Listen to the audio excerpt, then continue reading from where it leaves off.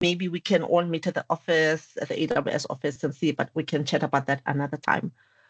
So I have a question before I actually start. The title of the talk is saying the future is agentic AI.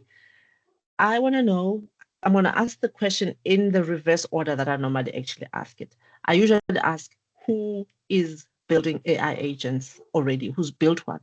And I'm realizing as I talk to people that we have a lot of people who are starting to build AI agents. So I'm going to ask it the other way. Who has not built an AI agent before? Or maybe let's keep it to who has. Who has been building AI agents? You can answer in the chat if you want. I think if you can just give me an indication in the chat if you built an AI agent or if you've built your first one. Just let me know in the chat. You can just do a yes or me or whatever response.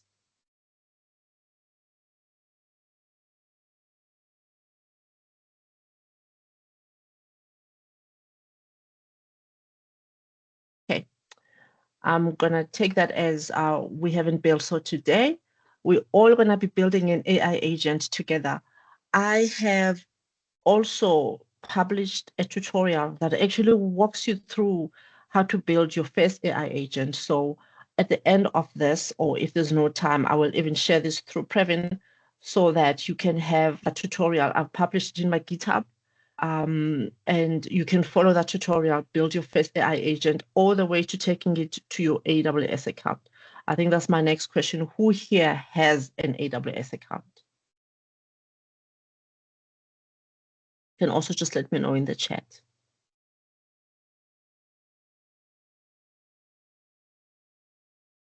Okay, that's great. The tutorial actually, okay, I see some hands up. Okay, so we've got some people who've got AI, we've got AWS accounts. So AI agents, we've been hearing all the conversations around AI agents. Why this entire conversation? Because when we first actually started to hear about generative AI, the conversation was around chatbots. And I think a lot of us, that's how we were actually introduced to all things AI.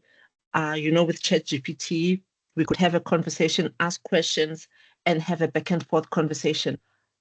The difference is that with a chatbot, you always have to be sitting in front of it, asking it questions. It doesn't go and automatically perform tasks for you. So the minute you step away, it's over. So agents are becoming the next level. They have become the next step, following us building chatbots and actually having conversation with chatbots. An AI agent is enabled by a large language model. It can have tools, which are additional capabilities that it has that you give it. We're going to see when we look at the demo today. And with all of this, it helps it be able to go on your behalf and perform tasks. So you will say at the beginning what task you actually, or what the persona is of your AI agent. And based on this and the tools that you give it, it can actually go and perform a couple of tasks for you. You don't have to be there interacting with it all the time in order for it to do that. And that's the big differentiator. And there are a lot of platforms that you can actually consult where you can, let me start sharing my screen, because what I want to show you as well is a lot of documentation that actually exists, so that when we're done here, you actually can have resources that are tangible that you can actually walk away with. But I'll share everything with Previn as well, so that after this, you can just share all of that with all of you and you can go off and engage with all the resources on your own. Do this. Let me share my entire screen so that I can flip back and forth. What I want to show you is documentation. And what we are seeing is that a lot of people sometimes, especially when you're starting out, you don't know where to start. And there is documentation that you can consult. And once you actually know how to actually engage with this documentation, it actually helps quite a bit. Where am I? See, I've got so many things open on my laptop and I don't even know where I am. I am going to Python quick start. Let me not pass it. So there we are. Python Quick Start. So there are lots of platforms that you can actually go to and build your Face AI agent. Some are platforms that are no code that you can consult, and then you just say this is the agent that you want. Very suitable for people who don't want to be writing code to actually build their first AI agent. You can also use managed platforms, which we have on AWS. By managed, I mean that the infrastructure is handled for you. So it just leaves you with you just actually defining the agent and what you want it to do. What always happens with a managed platform, whether it's for AI agents or anything else, it takes away a lot of control from you. And there tends to be what people tend to call lock-in involved, because if you're using a managed platform that is managed by AWS, so you are inside your AWS account, you can't export that AI agent that you've built there and go and deploy it somewhere else. So it takes off that kind of control for you. The next level out of that is your open source tools that exist to actually help you build your AI agent. These are frameworks that are made available by various open source communities. We probably have heard of LangChain. Who on the call has heard of LangChain? Even if you've just had someone mention the name, I know people that are building with Microsoft tend to use LangChain quite a bit. If you heard of LangChain, you can also indicate in the chat. So it's just one of the open source frameworks that you can consult to build your AI agents. And last year, AWS released an open source framework that actually helps you build your AI agents. It's called Strands Agents. It's open source. What's great about it being open source, it means that it's free to use it. But of course, the AI agent that you build, there might be pricing involved depending on the engagement that happens with the AI agent. But Strands Agent SDK is free to use, it's open source. And what's great with it being open source is that you can actually also contribute. I'm going to first scroll through this documentation to just illustrate some of what I'm talking about before I go to the code and we actually go through the code pieces that I have to build my AI agent. So what's great about it being open source is that you can contribute. I said earlier on that you can build a straightforward, simple agent, but you can also bring tools to it to give it these other capabilities so that it can do even more than what it does as a simple agent. Another benefit of it being open source is that it's portable. So you build locally on your local machine, and once you're ready to deploy your AI agent that you've built using Strands Agent, you can deploy it anywhere. So your code remains yours. You deploy them to where you want. So the ones that I built, I deploy them on AWS because I happen to have an AWS account. But you could build using Strands Agents SDK and deploy to a different cloud if that's what you want to do. So that's the benefit of that. And so any questions that you have as I go through this, in case I'm going too fast, please, you can unmute or put your hand up and we can just, I would like this to be interactive as possible, or you can leave your questions in the chat if you want to do that.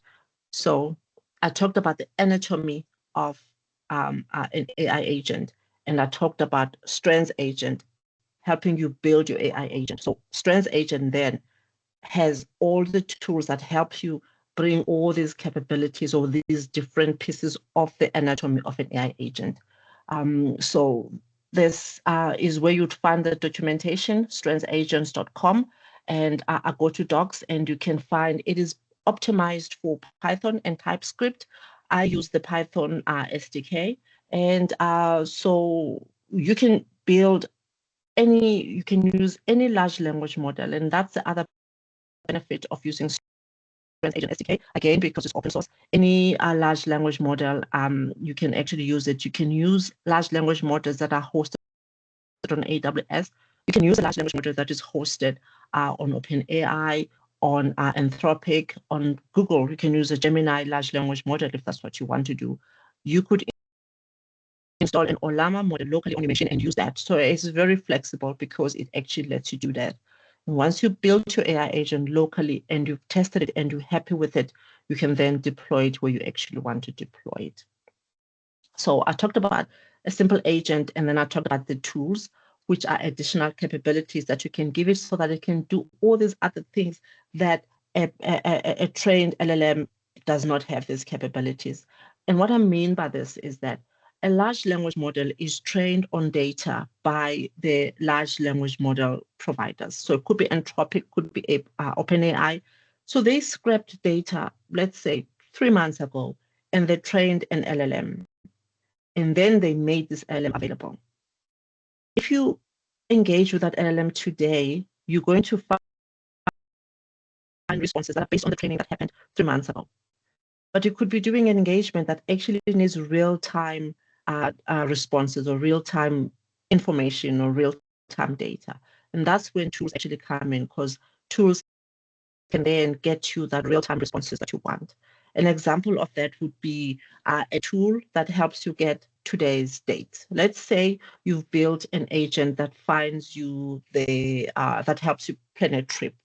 So trained data might be able to get you destinations, but a tool will be able to get you the weather for today. Let's say you want to go to Kenya, and you would then give maybe a get weather tool to your agent so that it can actually get for you what the weather is today in Kenya, and that's the difference. We're going to switch over to my IE very soon, but I did want to go through some of the capabilities and this documentation so that you actually know where to find information as you go about building your first AI agent. I talked before that you could just get started, and I'm going to go through the menu that we have. So you could do a Python quick start or a TypeScript quick start. The very first thing that you will do is to do a pip install of the Strands agent module. It's the first thing you're going to do. And later on, when we look at the code, you'll see where it actually is relevant. And once you've done that installation, you can then start building your agent, and then you can add these tools that I've talked about. When it comes to tools, there are built-in tools, and then there are custom tools that you can actually bring to your agent. Again, when you look at the code, it will make a little bit more sense because you'll see what the difference is. With a built-in tool, it's a tool that's been made available already by the community. But with a custom tool, it's a tool that you build because there isn't a built-in tool available for what you want to do. As an example, let's say you have your TripAdvisor AI agent again.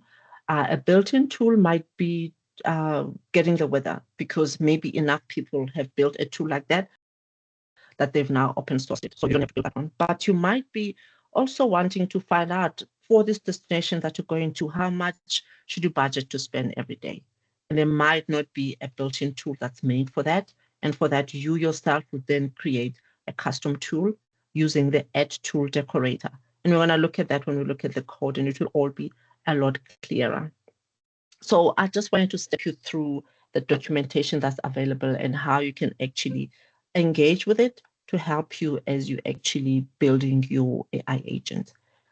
So I built an AI agent here, and I've got 3 Python files. And I've got 3 separate Python files because I wanted to show as we build onto the previous one so that we can see the progression of what I actually did here. So I've got the tech events agent. So this is my building a simple agent that helps me find tech events around town. And then I've got the second Python file, and this one is building on the tech event agent file that I have. And what this one does, it now has tools as well. So it's going to do additional capabilities. And I want us to actually step through it together here. I'm going to start right at the beginning so that we can actually all follow together. This to there. So the Strands Agent SDK, the other capability that I've enjoyed this quite a lot is that it actually is very few lines of code to get started. And once we step through this code, you'll actually see what I mean by it. The 3 characteristics of an agent. You've got a model, you always have a model, and you have tools which are optional. You might have a tool or not have a tool. It might just be a simple agent, and you would have a response. And once I step through this code, you'll see what I mean. And that's just the three components of what is involved when you build an AI agent. And you always have your model that is also involved. And you might or not have a tool, but there will always be a response. Is there a question? I hear someone's. Okay, I thought someone is asking me a question. So I want to start right at the beginning so that we can all follow together what I'm talking about. I've been saying to you a few lines of code to get going. I've been talking about models and all different kinds of models that you could use. I actually want us to look at that. And I said earlier on that you start out by doing a pip install of the Strands agent module. And the reason that you do that is that later on, you're actually going to, is this big enough or should I make this a little bit bigger? Can we see?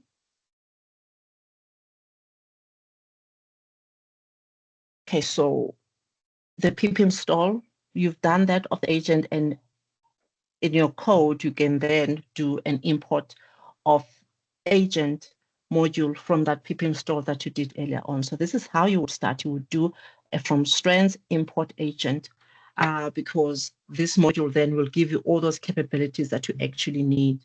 And then later on, you would assign the model, whatever model you've decided to use, you'll assign that to a local variable of a model that you have. You're doing that because later on, when you start engaging with your model, with your agent, it needs to know which model is actually going to be engaging with for that. So I said there is a model that you need, and also there's a prompt. The system prompt that you see here, it's giving your AI agent a persona. The AI agent that I have here today is finding me tech events for a city that I will tell this agent. But you could be building an AI agent that does other things. I've built before TripAdvisor agents. I've built before help me plan my wardrobe AI agent. So think of an AI agent that you want or a functionality that you might be wanting done by an agent, and you could actually build an AI agent for that. But the one that I have is one that finds me tech events that I can attend around town, whether it's whatever city I give it is going to go and find them. When you define the system prompt, which is where you give your AI agent the persona, telling it what kind of an agent it is and what work you expect it to do for you, you need to be as specific and as detailed as possible. The reason for this, it needs you to tell it upfront what it is that you want it to do. You tell it what you want it to do and how you want it to do that.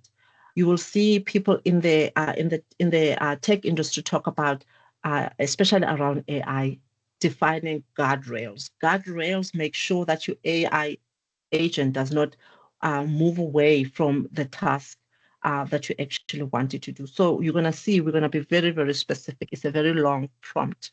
So in this prompt, I'm telling this agent that I'm actually building that you are a tech events finder. I've even given it a name. You're an assistant that helps, in this case, university students find technology events that are happening around the city that they're actually going to tell you about. So this is the prompt telling the AI agent what it's going to be doing in the future. So you say for every request, um, based on the city they've given you, identify the city that they're asking you about and list for the student up to 8 upcoming tech events that might be relevant to the student, and give them a mix of meetups, of hackathon, conferences, workshops, and student events. And it could be not only AWS events, whether it's GDG, whether it's PyData, DevFest, all the events that happen around that city, make sure that you let them know about it. And for each event, include the name, the short description, and the likely date, platform, whether it's an in-person event or if it's online, and also actually give them a suggestion of the type, whether it would benefit most someone who's a first year, who's an ML enthusiast, who's an aspiring techie. you further go on in your system prompt, say, if you're not sure whether the event is currently running, do tell the person so that they don't, you don't maybe give them information that's incorrect. Also let them know to go onto other events platforms directly and verify if you're not sure. Being specific like this, you're now wanting to make sure that your AI agent is not giving people information about events that maybe are not happening or could be cancelled. And even telling this AI agent that you're going to be an AI agent that has an encouraging tone, that's practical, and very encouraging. And don't make up URLs if you're not sure about the URL for them to find this this event. And I assigned the model ID earlier on, and now we're going to actually start using engaging with that model ID that we actually defined. And this part is where it's actually getting the city that from the person that's going to be engaging with this AI agent. So you'll see when I run it, it's going to ask what city you actually want us to look for. So it got the city, and now it is going to be prompting. That's now you giving it the city, and now it's using that to actually prompt and get you the events that you're actually looking for. I'm going to run this few lines of code as you saw, and I'm actually going to see what we actually get back. It's not a big file, I think, as you can see, and that's how we're going to get started with our very, very first AI agent that we've built. And you could actually build what we are looking at here, just getting code snippets from the docs that we looked at earlier on, and you'll be able to actually get started from there, or you can use AI to get started, and then later on, you go in yourself and start changing and customizing where you actually want to make changes. But the documentation that we've just stepped through already, there are code snippets in there that would actually help you get started as well. When I share details of the tutorial that I built later on as well, you'll see I have a lot of information there. It will actually help you get started building your first AI agent. Now, let me run it and actually see what we actually get. I think after this, we can also I've got the travel advisor as well that I talked about. I'm going to bring that up, and then we're going to walk through that as well, because I just wanted to get an idea of the different AI agents that you can actually build and how to actually get started. And I think it starts to really build a picture for you once you look at different ones. So I'm going to run it Python tech. Okay. Tech events agents py. So you saw what we're looking at. We gave it the persona, say you are this kind of an agent. You're going to accept a city from the student, and based on what the student is giving you, you're going to go and find events for it. And which city? So in this case, let's say Johannesburg, and see what we actually. So it's gone, and it has. It's now going to start. It's going to start engaging with the LLM, the model that we actually gave it. It's using that to actually find events that are available. It's doing this based on data that it was trained on a while ago. You'll see once we get to the one that's got tools, you'll see where the big differences are. Okay, so I went and I said, I ran it, and it said what city, and I said Johannesburg, and it came back with all of this. So I think for you, you can just go through then the output that you're getting, verify this, and see if it's actually accurate information. And this is what I mean about once you've tested your agent, you test it a few times, and once you've tested that, you might then, your next step could be for you to deploy it wherever you actually want to deploy that. And deploying that could mean actually inserting it into an AI application, and this AI application then uses this agent behind the scenes to answer questions that it gets from the person that's using your app. So we said Johannesburg, and we said be detailed, be encouraging, and be polite. I think that was one of the other things that we said it needs to as it responds. We said find events around the city that you got, and give more information about that event when you do respond. like a URL if you have it, so that the person can know. And we even said that do also give a level if it's for people that are first years or ML enthusiasts, kind of give that information as well. So let's see if the responses are actually giving us that. And we also asked about the format when it responds. So one of the first events it came out with was the GDG Johannesburg.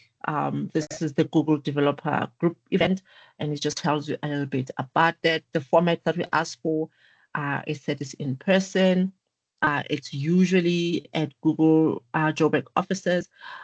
Already you can see here, because it's saying often at Google Johannesburg offices, you can tell already that it's not really working with current information. So it could be that it doesn't even know whether there actually really is an event that's going on. And once we get to the one that's using tools, you're going to see the switch, because now that it's got tools more current and more relevant, you will know for sure whether that event is happening or not.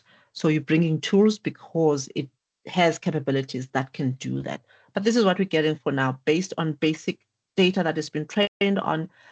It's telling you whether it's in person, because you did ask for that, and it even did that recommendation that we asked for. It said it's best for first years and beginners. GDG is great, and it's saying verify on meetup.com, because it doesn't know 100% whether there is an event actually happening or not. Let me just read the second one, then we're going to switch over to tools, because I do want to do the travel advisor one as well, so that you get more variety of different agents that you can build. The next one is giving us is the AWS user group Johannesburg. And what is it? It's giving you a bit about it, and that it says, cadence is monthly-ish. You can see already it's not 100% sure whether there is an event happening now already. Again, saying, so usually it's in person, sometimes it's hybrid. It's best for students that are curious about cloud, and it's saying, go and verify on meetup.com. That is the simple, basic agent that is only relying on information that the LLM, the model, was trained on a few months ago. So it doesn't know for sure whether there's an event happening right now. Let's see when we switch over to the one that is using tools. And I remember I said tools give all these additional capabilities. Let's see if that one is going to be a little bit more specific than what we're seeing today. This is a good starting point, because you could use this to maybe get an idea of what user groups exist. And then the next one, you would use it to then get specifics about those user groups. Are they actually hosting anything right now? And that's what we're going to look at when we go to the tech events agent. So let me go back to the code and let's just crawl through that again together. So you're going to do a couple of imports. Some are standard ones on Python that you already know about, modules like date time that we're quite familiar with in Python. And now when you do the import of strands, you saw earlier on, we imported the agent module and that was it. But now with the one where we now want to use tools, we're also importing the tool module. So that's an additional one that you actually are importing if you want to be either using built-in tools or building your own custom tools. And you see there is, with the import, with built-in tools, because I said these ones already natively exist. You don't have to build them yourselves. They've been made available by the community already. You can then say these are the ones that you want in the current time and HTTP requests. These will be built-in tools that you don't have to be using. But later on, you'll see where we're actually building the custom ones. We're building a custom one because there's no built-in that exists for that function that we actually want. So okay, now we're looking at the, again, we've got the assignment of the model. And here you'll see actually when we look at the travel advisor one, I actually even have example of code snippets. If you don't want to be using this model that we're looking at, what does it look like if you want to use an OpenAI model? What does it look like if you want to use a Gemini model? We're going to look at that when we look at the triple advise one. So again, we're doing the assignment to the LLM that we want to work with. The system prompt again is what tells your AI agent who he is, like who he, she is, giving it is a persona, like what it actually puts on who are you. So in the system prompt again, you're saying you are tech events finder, you an assistant that helps. Again, is what we saw that helps university students find technology events happening around the city that they give you and decide which one is actually worth their time. But now there's a slight difference because now we're going to be bringing tools into the mix. Tools are helping us actually, because you saw with the responses we got with the other one, that it wasn't sure whether there actually is an event. It knows which communities exist, but it doesn't know if they're actually hosting anything. And with tools, we can actually go a step further and know whether there's actually anything happening. So your system prompt now is a bit different. It's saying you've got these additional tools, you've got these tools, you've got an HTTP request tool, which is a built-in tool, which will fetch public web pages. You remember with the other one, it just said you yourself must go onto LinkedIn and verify. It said you yourself must go to meetup.com and go find. But now with the tool, you're giving it the HTTP request tool. Let's actually go onto Strengths and look at these built-in tools that I'm talking about. And so that you know where to actually find out more about tools and when to know which tools are actually built in and which tools you would need to create as custom yourself. I talked about code snippets that you might find. You will find when you go through the documentation, this is what it is actually going to look like. But I want to scroll to where we're looking at the tools or the tools are available. You saw that it says HTTP request is one of the tools that you have. Community tool package, community of available tools here. Community tools package. Let's click on that because this is supposed to show us all the tools that are available. And these are all the tools that are available. The HTTP request, let me, there it is. So you can come onto the community tools and you're going to see all the available tools. So if it's here as an available tool, you know you don't have to build it. You just import it. But one that's not here, you're going to have to build it yourself as a custom tool. We'll also take a look to see what that looks like. So HTTP request is one of the tools that it says it's got, and this is a tool. It makes API calls, fetch web data, and calls local HTTP servers on your behalf. And let's go back to the code. What other tool does it say it has? It's a current time. This one is also a built-in tool. So you can also just check here. Let me see if it is available as a built-in, or it should be a built-in tool. It just sounds like a tool that would be built in there, the built-in tool. So you won't have to build it. We'll see later on how we're actually building tools that don't exist. But now, there's this tool, get event attendance. There's a big chance that this tool is not available as a built-in. It just sounds way too specific and too specialized to be a built-in tool. I don't think it exists. I think this one is the one that we'll be building together. Yeah, it's not here. So we're building together. We'll see what that looks like, and then get social buzz.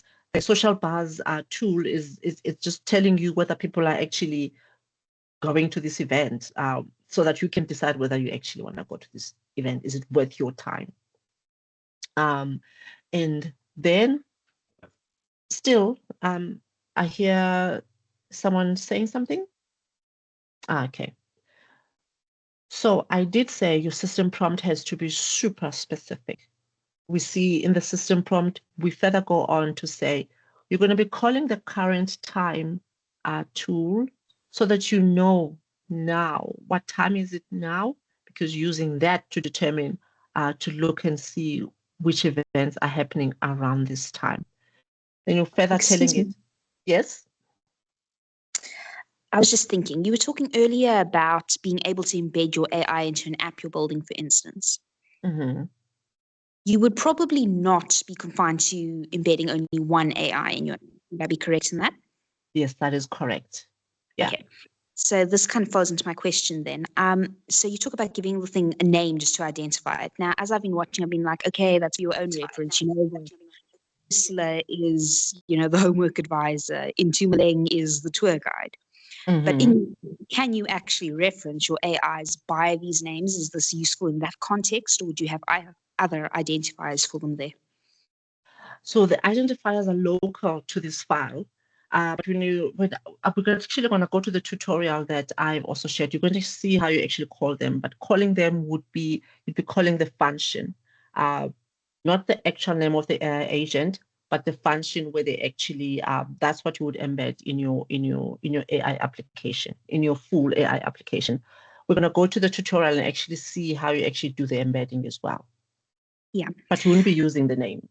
Yeah, no, that's just always something I wonder about with the names. To me, it seems thing that makes you as the user feel better because it makes Yes. the AI seem more human to you, but it doesn't really have any Yes. practical application. It doesn't. You don't even need to give it a name. You could just say, you, my assistant that's helping me find events. You don't even have to give it a name. Okay, Yeah. cool. Yeah. Okay, thanks. Okay. Okay. So then we still, I see the hand up. Hi. Katlego. Hi. Hello. Hi, Velisa. Hi. Hello. Sorry to interrupt. I saw you saying somewhere that we need to create custom tools, right? Is it those two methods, the get social buzz and the get event attendance? Are those the tools that we're going to make custom tools for? Yes. These Okay. two, Thank you. definitely there would be no built-in tool for them that exists because they're so specialized. So then what would happen is that you could build a custom tool and you find that you and your friends are using it quite regularly. And you might decide that you want to contribute it to the project. And if it gets accepted, it can then become a built-in tool. Because it's possible that current time built-in tool never existed as a built-in tool before. And that's the beauty of being able to contribute to these open source projects. You could build a custom tool and then realize that this could actually be a built-in tool and you could start actually contributing that to the project. And if it gets accepted, then it's now a built-in tool. And then you'd find that the documentation is now updated here to reflect it where it actually, slots in. But yeah, to answer your question, those look to me to be what would be a custom tool, but we're going to see later on when we look at the code. Okay, thank you very much. Okay, great. So furthermore, you're still defining your agent, your AI agent, telling it what it is. You've given it a name and you said it must go and look. And you've said use the built-in tool HTTP request to go onto web pages. Because before, the one that was helping you when you're looking at the other file, it was just saying to you, go into meetup.com and just double check that this event is there. But now here you're saying, I'm giving it a tool so that you yourself can go and check.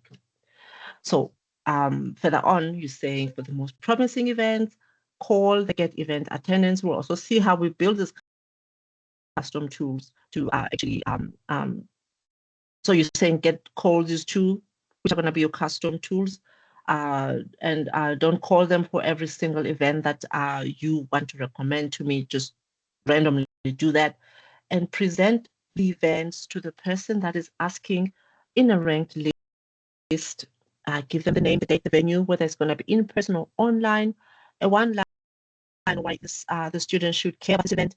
Are people signed up for this event? Because you would have used HTTP request tool to visit the page of the event, check to see how many people are signed up so that you can get a signal of attendance, social buzz around it. People actually are they talking about it on LinkedIn? Verify the link that you get, verify that it is the correct link because you're going to be returning all of that to the student. This really is going to be the big difference between the system prompt that we saw earlier on and this one, because this one has got tools and now it's taking that into consideration. I want to go back before we continue. Remember, we said earlier on for built-in tools, you just do the import of the module. So you're gonna it's the current time and the HTTP request. These are built-in tools. You don't need to do anything to make sure that they exist. But with the custom tools, which are the ones that don't come built in or native with the SDK, you need to build those yourself. And how you build them, you write the function, the Python function yourself. So you'll be defining the logic. So you'll be the one defining what good social bars looks like. You'll be the one defining what 40 signups for an event, what do those mean? And then, so you'd be writing all of that logic for that. And then once you've defined the logic for that, you change that function. That was just a basic function that you wrote. You now make it a tool by giving it the add tool decorator. That is the only thing that you need to do to take a function that you've defined the logic of yourself. You give it the add tool decorator, and that now makes it a tool. And this is why you had to do the import here, the from strands now including tool as well here. So because you can now then add this decorator here. That's all you're going to be doing. So the logic here, this is all you. And now this is all you are that is defining all the logic that is here. So you decide what growing looks like to you, what steady looks like. Is it from the Meetup page? So which ones you care about, the ones that are published on Meetup or Eventbridge or Luma or university platforms. And then this is the other custom tool that we're defining, the Get Social Bars. This is now you saying, go onto LinkedIn, see what people are actually saying about it. You could define a different platform because you're controlling the logic of the custom tool, and you're just going to give it the add tool decorator to make it a tool. That's it. To be able to use this decorator, you must have done the import that we looked at earlier on of the tool module there. So that is that. I think that's that. And everything else is going to see all these if else, you actually just saying what you actually care about. And now let's run this because now we've done find events. So this is just a normal function here. This is not a tool. This is actually what we saw earlier on as well. This is accepting the city that you're going to give it and just making that part of the prompt for how you're going to be prompting your AI agent. And yeah, so let's run this one and actually see if this one is a little bit more specific than what we looked at earlier on, because now it has tools. So Python tech events agent. The reason I want to do the travel advisor, because it actually returns some information that is very quick and easy for us to verify. Like part of it is like telling you what the weather is, and that we can very quickly verify. With this example, you'd have to go onto Meetup and actually verify whether what we're getting is actually true. That's why I want to run a different one as well, so that we can all on the call double check what we get back immediately and say. So now let's run the one that's got tools. That's what we get. We're just running it. We saw the system prompt that tells it what it is and what tools to use so that it can answer the question for us. I'm still going to give it Johannesburg. I still want to change it so that it, I don't know if you tap hard Johannesburg because we talk like that, so that it can be, you can say Josie and it still knows what city you're talking about. Okay, we're giving it a city, it's going, but it now knows that there are tools that it needs to actually consult. Hey. So we're going to scroll back once it's actually done running so that we can actually see what we're getting back. But already it knows that it's got tools and that it should use those tools.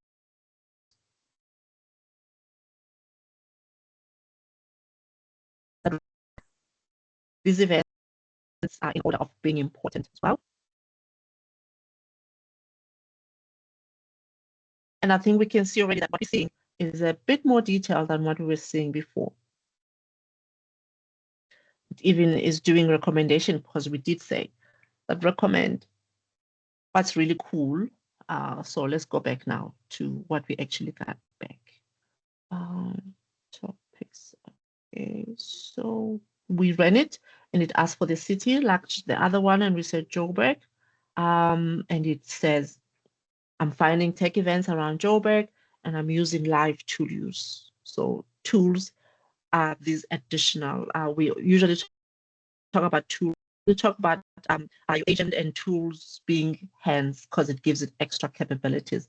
And it's saying I'm using these other tools now to do all these other additional things that before I can't do without the tools, like being able to go onto a web page using HTTP requests. We told it what HTTP request built-in tool is it should use it for. It's saying I'm using that. It's saying the other tool that I'm going to use is get event attendance. I see there's a hand up. Hi, Oatile. Hi, Oatile. Hi, Sis V. How are you? Hello. Good, thanks. And you? Good, good. Sis I wanted to ask, right?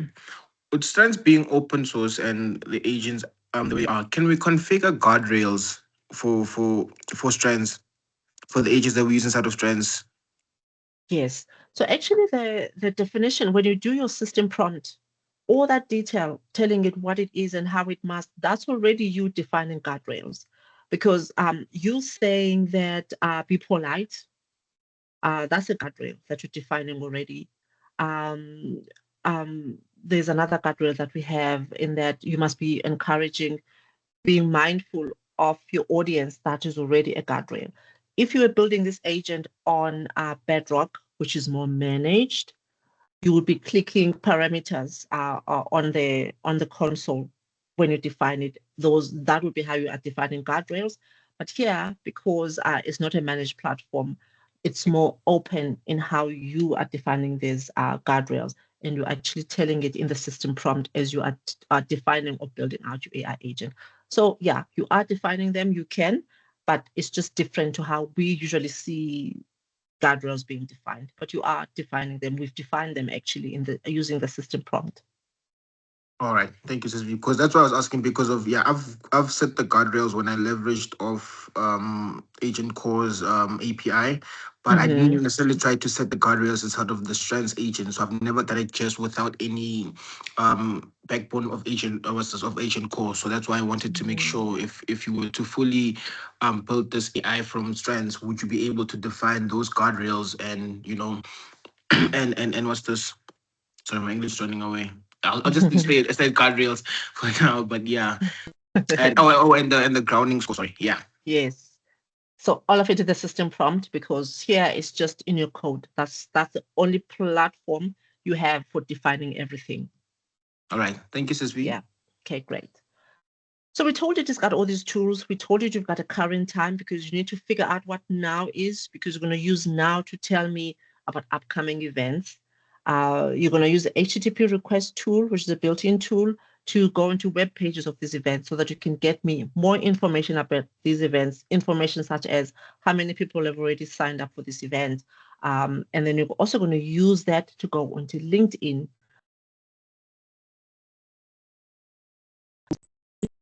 buzz about the event and are they excited about it? Because you don't want to go to an event that maybe no one is excited about. It's not worth your time. But we saw that these two are custom tools where the logic of them, you are actually defining that yourself.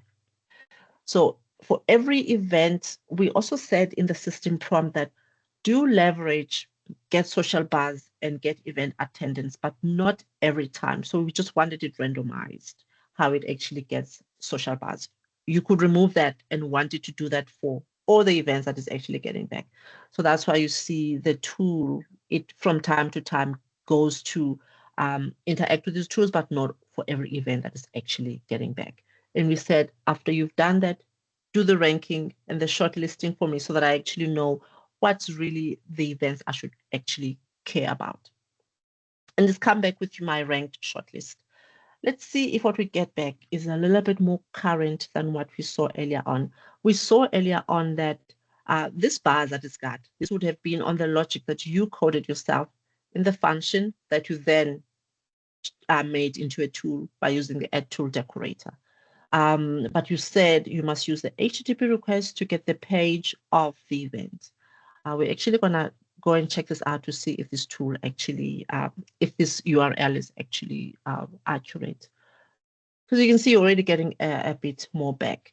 It is getting you attendance of how many people have signed up for this event. It is giving you the URL. Let's follow the URL and see where it actually takes us. Open. Okay. I think we can see that it got us a page. Just block it.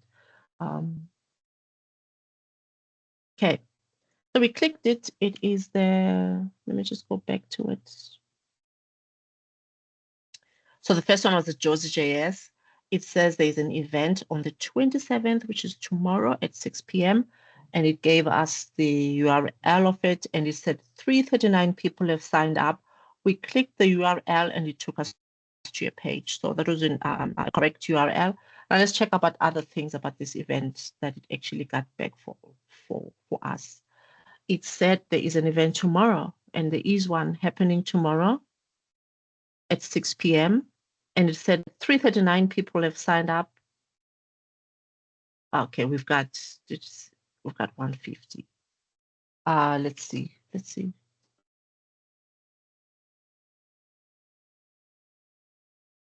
Okay, it's seeing I think it's seeing the waitlisted people as well.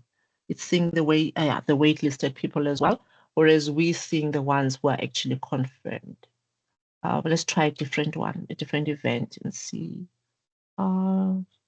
Let's check this one. There's another event for the MS user group in Joburg again. It says there's an event happening on the 8th of September. That's why we got back at 6 p.m. It's happening. What else is telling us? It says 417 signups. I'm hoping it's not giving us waitlisted so that we can actually double check for sure. The buzz, it went on to LinkedIn to see what people are talking about it, and it came back with the score, but the score, you coded it yourself.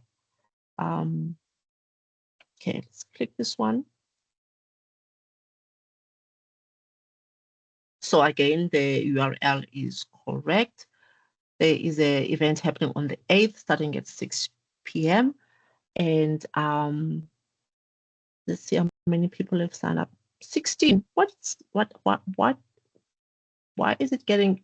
It looks like only with the attendance is getting incorrect numbers. But we can see already the use of tools, because before we were not getting URLs, we were not getting anything else about events. It was essentially just telling us that there are these user groups and they exist. And then it was telling us to go to meetup.com and find out if they've got events.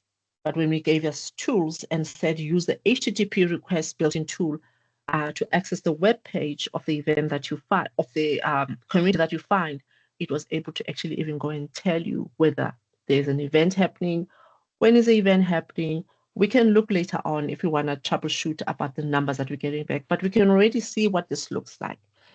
And why would you even care? Why were you maybe even building this AI agent? It could be that you want to build an app that students can just come to, and they can tell and they can say what city they are in, and or what's, maybe you are visiting Cape Town. You want to see when you get there if there are any events that you would want to actually, some tech events you want to attend while you're there. And so you're building this AI application, and under the hood, it's running this AI agent of yours to find all the events in the city that it is getting, that the student is typing on there, and is going to look and see what events actually exist. It could be, you could be saying, maybe, why do I need this AI agent? Because I could go onto meetup.com and find, we already see what the use of this is, that it's going to all the platforms that exist where people normally publish events that are coming up. So that's a great thing. Now you have this AI agent that consolidates all of that into one place. You've just got this one AI agent is under the hood of your app that you've built, and it's going everywhere to scrap and just tell you what actually exists, tell your user of your AI application what actually exists, and they can go from there and decide which events they want to go to. I think or hope this is starting to give an idea of AI agents and why you would use them. You could have written an application that does all of this yourself without using an AI agent, but you would be writing all of that logic yourself. The logic that tells an agent what an agent is, you would have to be writing that yourself. But instead, you just import a module, you import the agent module, and off you go. That's why you're getting the few lines of code, because you didn't have to do all the coding of defining what is an AI agent. You're using the model, which has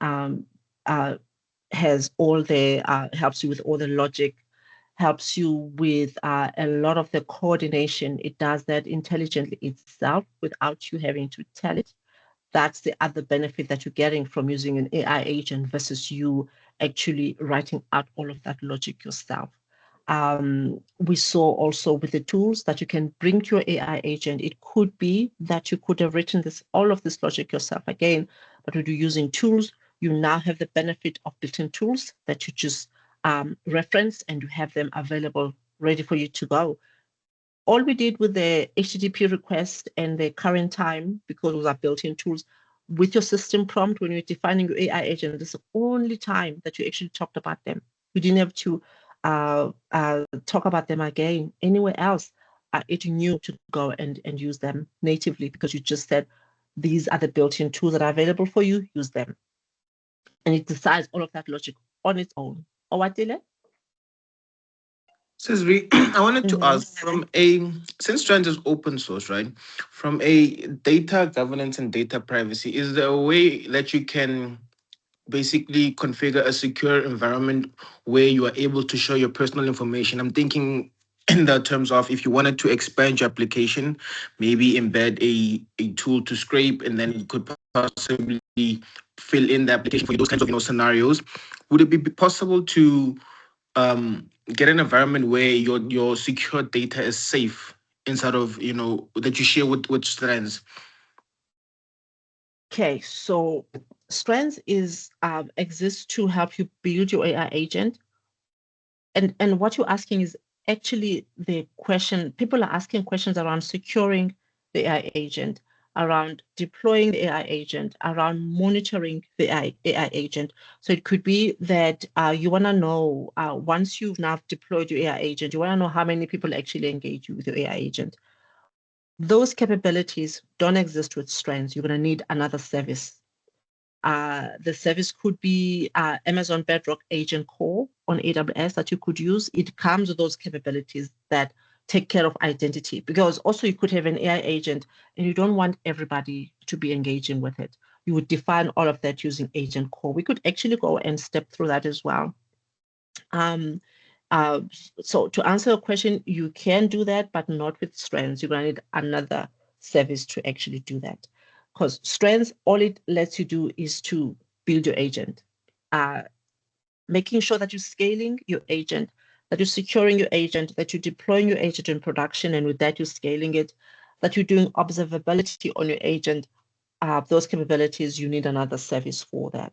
On AWS, you're using Amazon Bedrock Agent Core for that, but there are other platforms where you can do that. They would have other different offerings for you to do that. So to answer your question, it is possible to do the securing of it, but not with Strengths. You're going to need something else. Right. Thank you, SSV. Makes sense. Yeah. Mm-hmm. Okay. So we looked at this. Actually, that's another reason I want to bring out the TripAdvisor, because that one I actually deployed that agent. I see there's a question, there's a hand up. Yes, you can ask. Good evening. How are you? Hello. Good, thanks. And you? I'm fine, thanks. I just have a quick question, right? I see that this agent is recommending events and whatnot, right? But can we Mm-hmm. also add some code that can maybe recommend the types of question a particular person can ask when they get to that event? Say, for instance, I'm not a tech person, right? And it's my Mm-hmm. first time attending a networking event. Can the Mm-hmm. agent maybe recommend the types of questions that I can ask to maybe senior managers or to my Mm-hmm. peers? Yes, you could. So the person that's building the agent in the system prompt, they could include that. So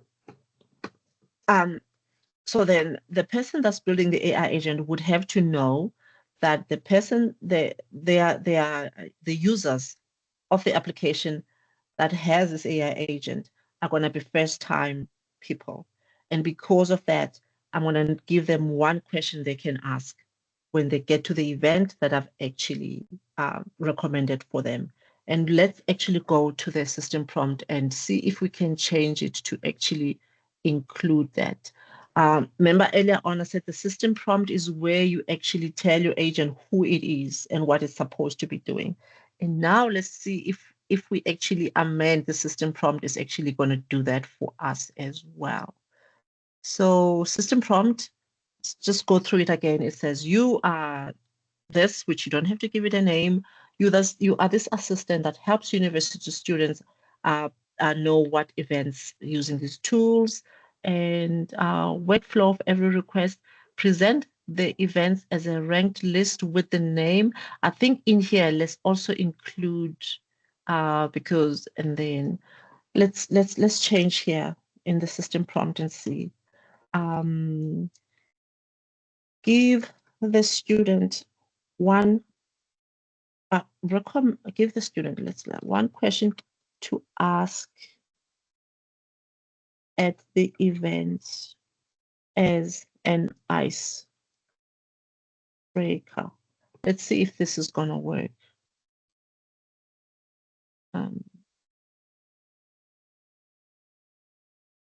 Save it.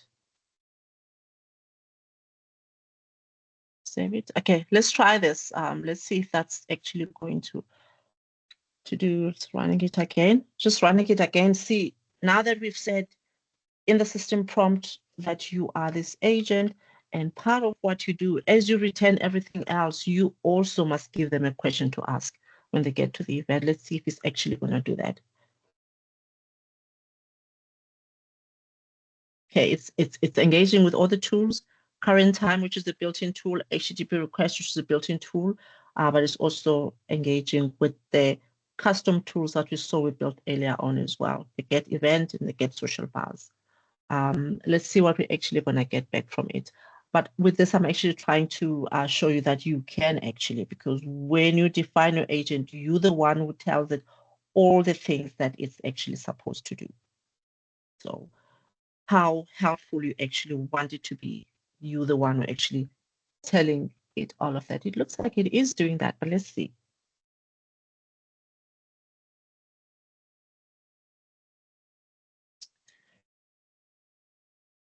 Okay, I think it's done. Let's just go back. So again, it ran, gave it the city, and then it took the name of that city using the tools that it has, the built-in tools and the custom tools that we built, and it went and it used those tools, and it's got back.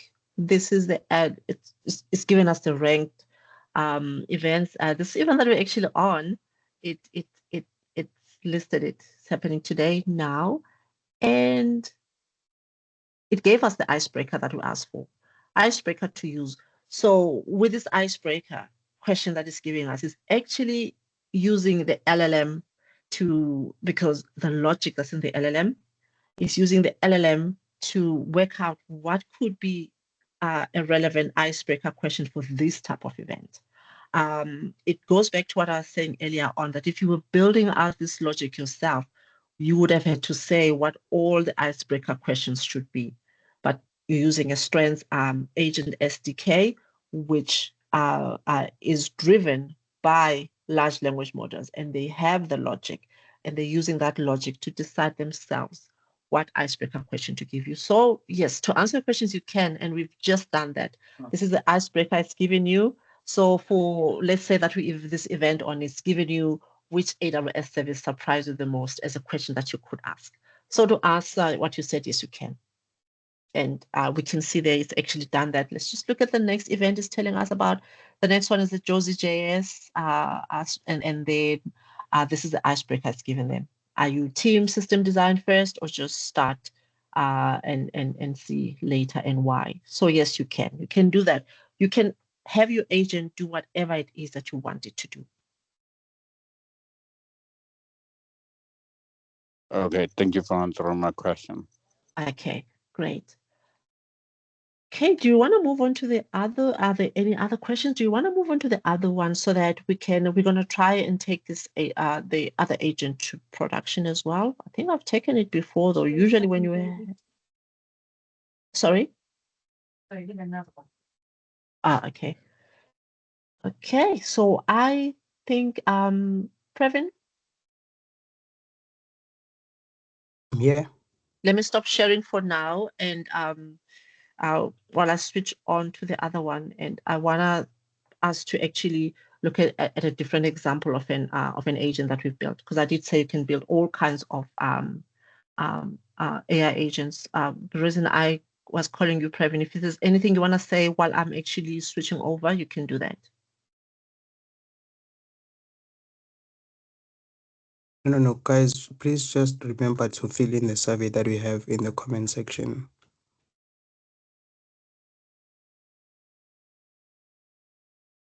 Very happy with all the questions that we're getting. That is really, really cool. Yeah, definitely. Okay, so this one that I'm actually going to switch over to, it's super specific in that you tell it the event that you're going to be at. Sorry, you tell it where the city, country that you're traveling to, and it's going to give you recommendations on what to do. I'm looking for that folder, and then we're going to switch over as soon as I find it. I'm really not good at being organized with my. Okay, I found it here. Okay, there it is. Great. Okay. As soon as I open it, we're gonna move to the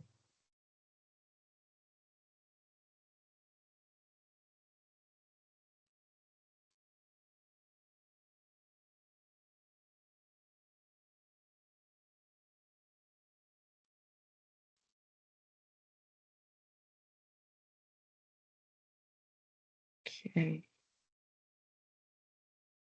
There. Sister, I don't know if you can see the chat, but there's a question in the chat. Uh-huh. Yeah, they're asking, are you using any tokens as this is happening? If so, are these paid for, or is it using the local LLM engine but scraping the internet to source the information and process it locally? Okay. So because I'm using the LLM that's in Bedrock, that's using tokens.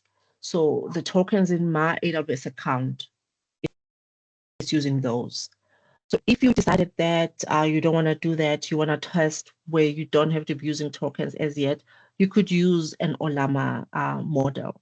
So you just have to install that locally in your laptop and test with that, and then until it's time for you to go to production.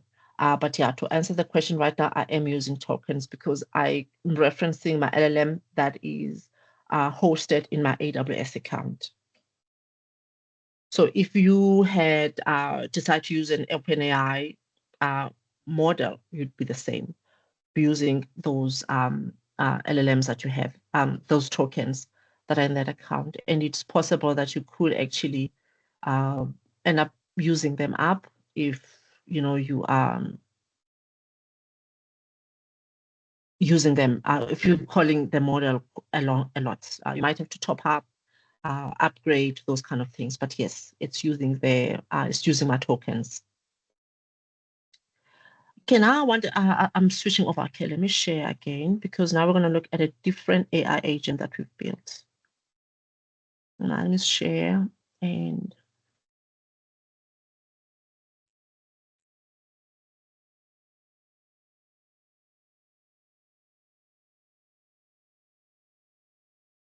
okay. Can we all see? The structure that I have is very similar to what we saw. What we saw, we started out with a simple event finder. It was very simple. It wasn't doing much. And then we progressed where this tech event finder was now using tools. And these tools were built-in tools like the HTTP request and the current time, and it had custom tools that you defined yourself. These were finally getting the buzz. We're following the same structure here.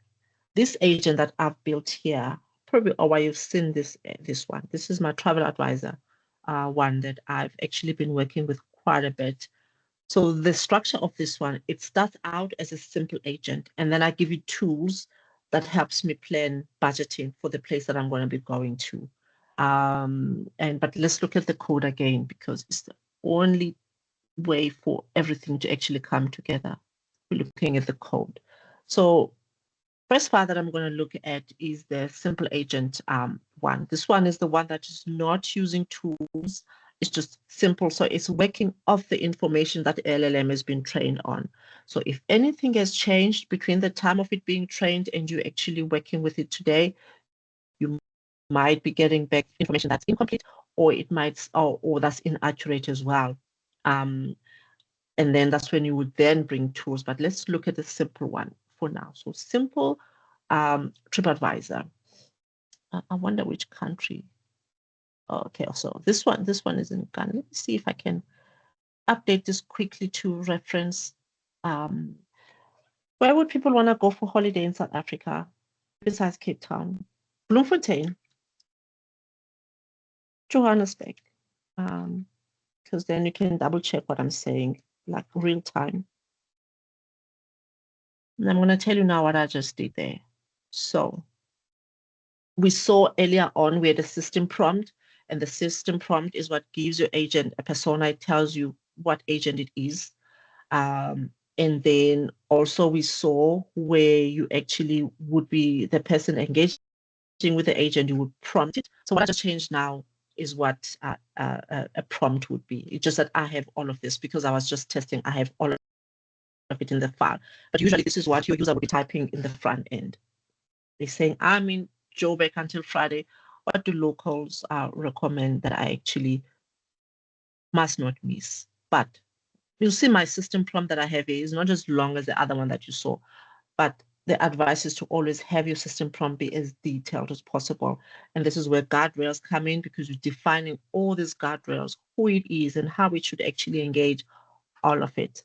So let me just save it because I made a change and I'm going to run it. So we're going to see what that looks like. So now this is my new agent. Let's step through it again so that we can see. I already did the pip install. So you'd be installing Strengths Agent and Strengths Agent tools. The tools one is because you're going to be building custom tools. But the one that you would start out with is just Strengths Agents. That's all you'd be. And then you're doing the import of agent. And also I did an import of the model because I'm using a Bedrock model. If you decided you're not using a Bedrock model, this would be whatever model that you actually are working with. And later on, when you're doing the assignment to your local variable for the model, this is how you could be doing that. So this is me because I'm using the Bedrock model, but you say you want to use Olama, this is what it would look like. With your assignment, if you want to use OpenAI models, is what you, so here, you would have done an import. Instead of saying Bedrock model, you would have said OpenAI model on there. And then later on, you're doing the assignment of that. And then where else? For the agent, when we're now building the agent locally, model, you already have it there. And the prompt is now what you are giving it as a persona. So we're saying now, you are Wanderly. Again, you don't have to give it a name. You could just say, you are a friendly travel assistant, help users that engage with you plan trips, find local gems, and navigate destinations where they go. Be practical. Now, once you start using tone like be practical, that already sounds like a guardrail. So you're giving it a guardrail. Be practical, be culturally aware, and be concise. And don't make bookings or guarantee prices on behalf of the person that is engaging with you. Just do recommendations and that's it. That's a very short prompt. It could have been longer than that, but we're going to keep it at this for now for what we actually want to demonstrate. Let's save it. Did I save it? So let's run it and see what we get, because we want to contrast it with when it actually has tools. So simple agent. This is a travel advisor agent. You could build whatever agent you want to build. So we're running it. We're going to go through what we get back and then contrast it with an agent that's got tools.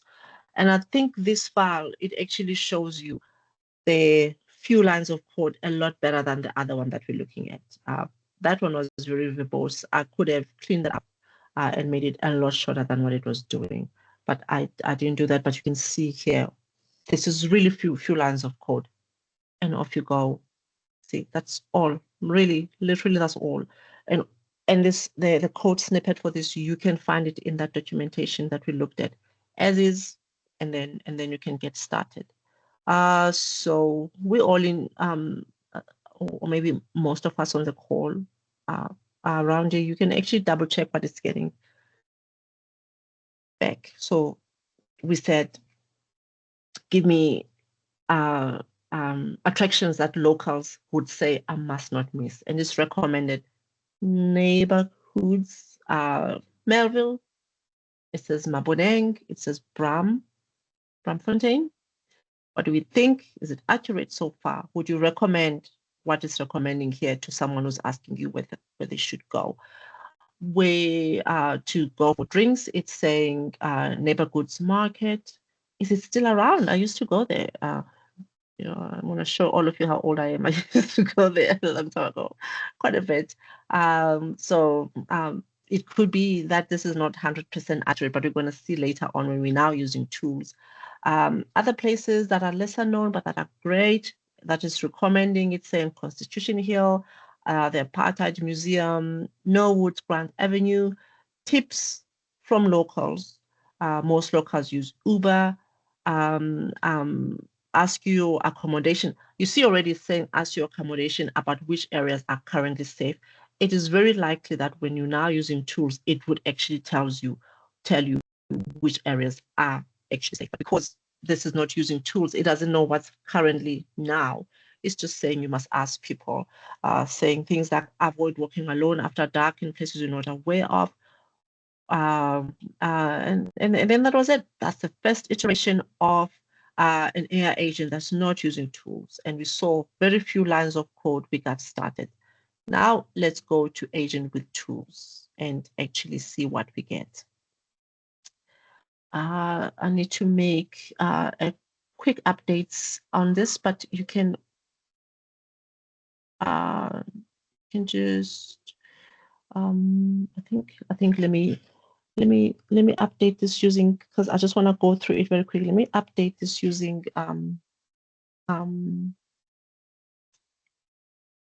using Kiro so that it does the updates very quickly.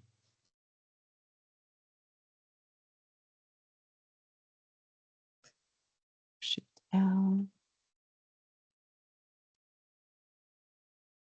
Okay, it's loading. So update this file to have details of South Africa instead of Ghana.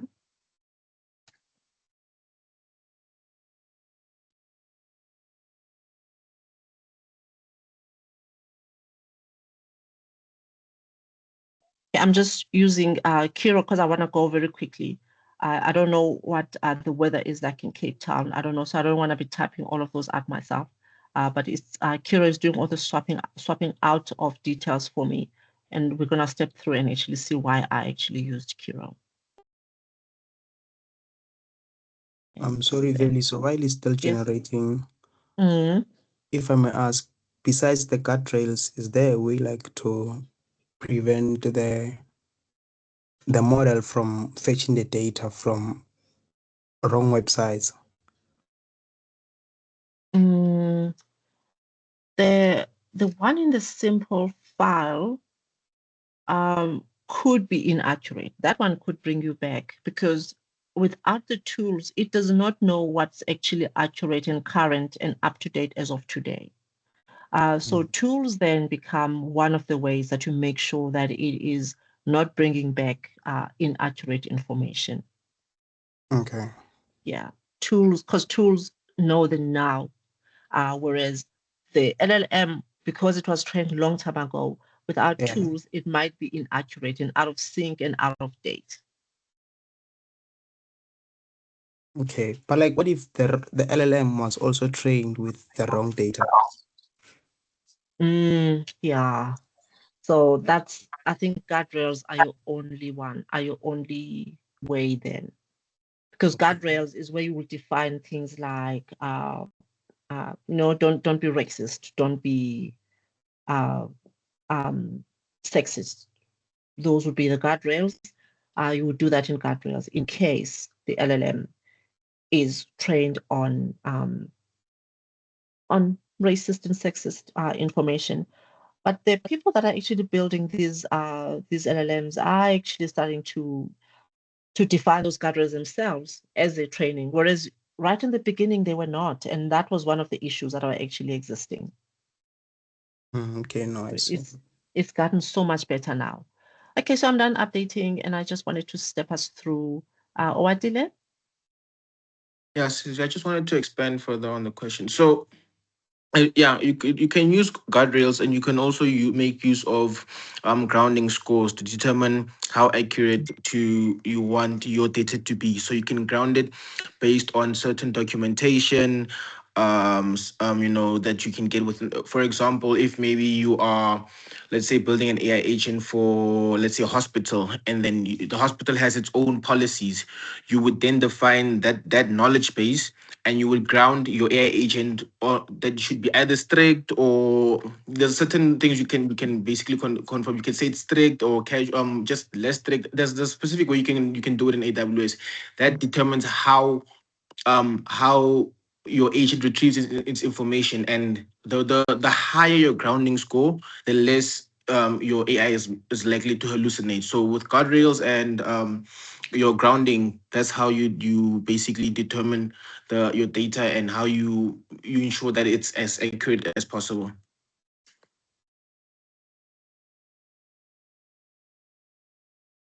All good, Previn? Yeah, noted. Thank you, Orati. Okay, so I just wanted to make a, so the first one that we saw, I was just saying, I mean, you saw in my my prompt, or I'm in Johannesburg, just give me updates. The second one that we have that's using tools as well, I'm just expanding so that there are a bit more cities that is actually going to look at than the one that we had before. That's why I used Kira, because I just wanted to go very quickly to update all the cities and the dates, the temperatures for each of the city, and attractions as well. That's why I just wanted to go very quickly, but I could have tapped this bit out myself. We're going to go through that, and it was going to make sense. So what's different with this one? The one that we had before was using built-in tools. It had current time and HTTP request built-in tools. What we are looking at here does not have the built-in tools. Instead, we're only defining custom tools. That also shows that you don't always have to have both. So you could have an AI agent that's only using built-in tools, depending on what you want it to do. Or you could have one that's only using custom tools, which you define yourself depending on what you actually want it to do. And what's different is then here we don't have a from strands, I think it says tools, import the actual tools, because the other one you saw it said import current time and HTTP request. And we don't have that here because we're not going to be using any built-in tools. Instead, all we have is tool here, the module, because later on, we're going to be defining our own custom tools using the add tool decorator. So starting to step through the code, the one that was before, you saw very few lines of code, and it was using just what the training data, what the LLM has been trained on to respond on. So it did its best, but there were limitations. The one that we have, we wanted to do the recommendation of what's there, but we wanted to be a little bit more accurate than what we had before. So to do that, we now defining a get weather tool, which what now we are wanting to do with this is, as you give out those recommendations, also tell the person what the weather is like in the city that they might be going to. So this is the get weather. I'm going to come back to this and we're going to step through it. And you're also saying that as you do this recommendation, also give them attractions within that city and be a bit more specific. This logic, you defining yourself, you could decide to have different logic here, but this is the logic that I have because you have a lot more control over the logic there.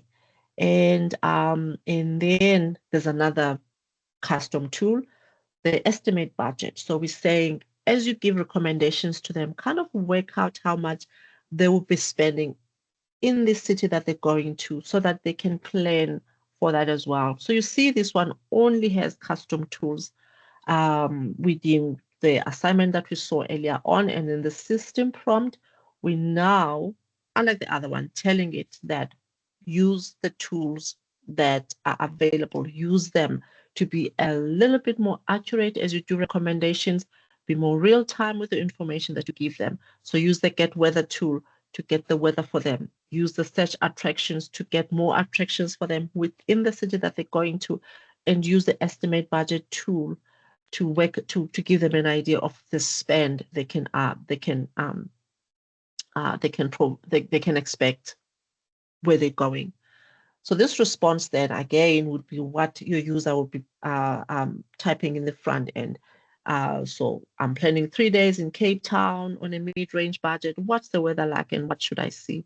Do we want to keep it as Cape Town or should I change it to Johannesburg? Or is there another city of the cities that are listed here that you would rather we go to? Which one do you think we'll be able to just double check quickly? Should I use Joburg? Many of us on this call, where are we? Should I change it? Let me change it because we did the test with Joburg before. So let's just skip to that and see how it's now different what we get back. So I said, so picture an application that's AI enabled. Under the hood, it's running this AI agent. And I download this app of yours. And I'm saying, I'm planning 3 days in Joburg on a mid-range budget. What's the weather like and what should I see? So that's what I've typed in the front end. And then now with all the logic that we've coded is now then going to respond back. Let's see using tools, whether what we actually get back for our user using our app is actually a bit more accurate than what we saw. Now it's a different file that we're running because this is now the one with the tools.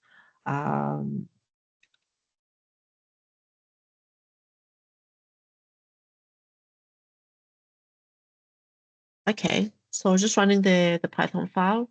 Let's see what it's starting to do. Again, this is the one with the tools already. As it starts to show you which tools it's actually going to use because you said in the system prompt, use the tools, use the 3 tools. Had you left out one of these tools, it would just not use them. So when you were defining your system prompt, you were saying already which tools it should actually make use of. So it looks to me already like what we're getting is a bit more detailed than what we were getting before. So let's start here. So it says, sure, let me pull up the weather and the attractions and the budget info for Johannesburg.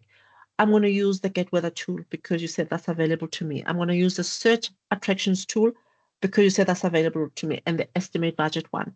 And I'm going to give you a complete snapshot of doing Joburg as a tourist, the weather,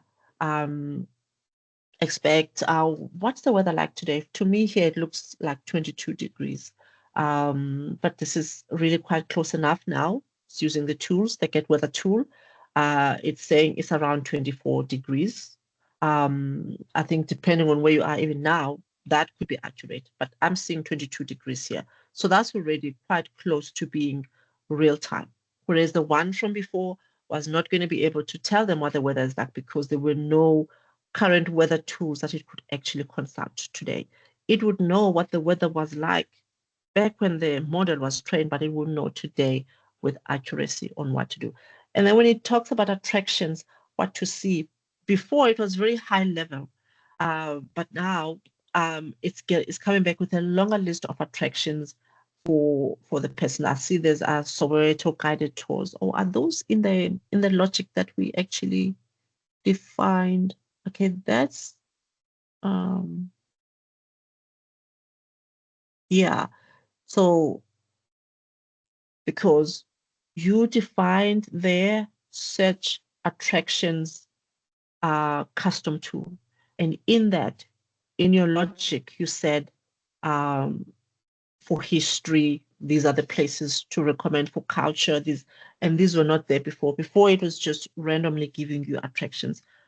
You could replace these with whatever because you are in control of this logic here.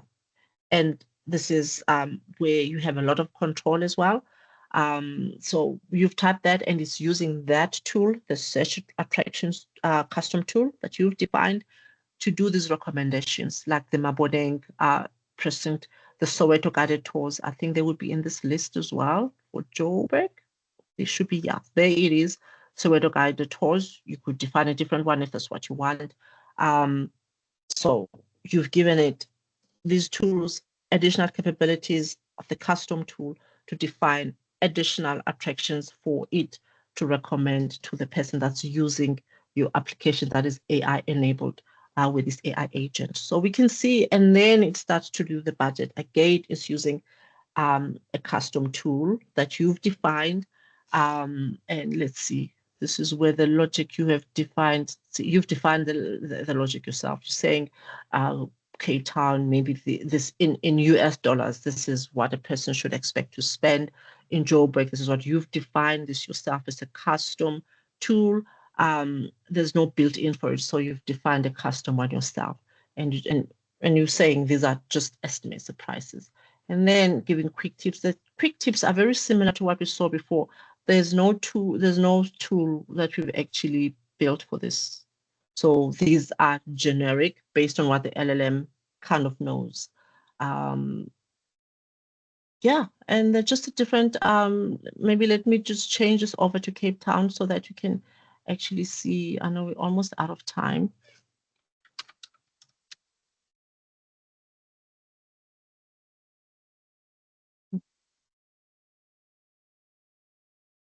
I'll run it now with Cape Town and see what we actually get back.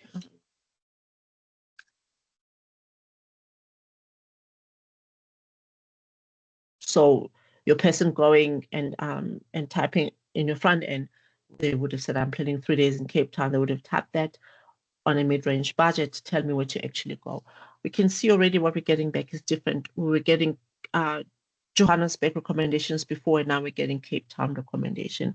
So that's essentially what it looks like when you've got a simple agent that's just relying on the LLM. Nothing wrong with just relying on the LLM, but if you're wanting more current, more accurate data, you might have to consider adding tools. And as we saw earlier on, when we were looking at tools on the strands documentation, there are built-in tools. So you could first look here and see which tool is actually available that I can use is built-in, is available now. And these are here. And then what's not here that you realize you need, you can build yourself as a custom tool. And how you do that, you have a function that you define the logic of yourself, and then you just give it the add tool decorator, and it makes that into a tool. And then now your AI agent has got these additional tools. Before we close out, I want to very quickly talk about Bedrock Agent Core because Owadile, you've asked about that. And to do that, I just need to log into my AWS account. So I'm just stop sharing for a bit. I'll be back now. If there are any questions while I'm logging in. Okay, well, can I jump in here with a curiosity question? Yes. I don't know if you know the answer, but let me just go for it. So, I mean, over the last year, I'm sure we've all seen it. Amazon's, what was the word? Retrenched, X many thousand of their employees and so on. But on the other hand, we do still know that they're, doing internships and so on. I actually have a friend who's recently finished a 3-month internship and has taken on a full-time post. So obviously the dynamics inside Amazon are changing a lot, and they are also in their own workflow relying a lot more on agents. Can you talk to us a little bit about how the dynamic that in the work is changing? Or so internally, we're being encouraged to use AI for the work that we do. But the idea behind it is not replacing. How do I answer that? It's about the pieces of your work that are more uh, boring and repetitive. The encouragement is to use AI to just replace those. And I think that's the general messaging out there. Anyway, I give this other talk where I talk about the human in the loop when we are building software using AI coding assistance. Because people that are studying today, doing BSc, all of you on the call, there's a lot of questions about, should I still be learning to code? Should I be doing my BSc? Is it a waste of time when I'm done here? And what I'm saying, what has been the conversation that's been going on for a while is that we're still going to need software developers. It's just that how you build the code is changing. You saw earlier on, I used Kiro. That helped me very quickly go through my code and make the updates. Had I not used Kiro, I would have been going in and typing and trying to figure out, oh, what do I match up for Cape Town, and going in and typing it all of that out. But I use Kiro because it could. Kiro is the AI-enabled IDE that AWS actually made. We released it last year as well, I think. So I used to do that because it helped me update or build out my code very quickly. So we're being encouraged for activities such as that. The other activities that we're using AI for internally at AWS. So what I just did when I used Kiro earlier on, the software development teams at AWS would probably use Kiro for what I just did. So we still have software developers at AWS. They're still building out code. It's just that how they do it, it's different. The other functionalities that we're using AI for, like the other day, I got a few weeks ago, someone was asking for a sponsorship for a conference, and they sent me the prospectus to read. If you've ever seen those prospectus, usually it's a PDF that we get sent. It'll have 10 to 20 pages that we need to go through to actually decide whether this conference is worth us sponsoring. So us deciding whether it's worth us sponsoring, we'd look at things like how many people are they expecting to have at this conference? What kind of persona is attending this conference?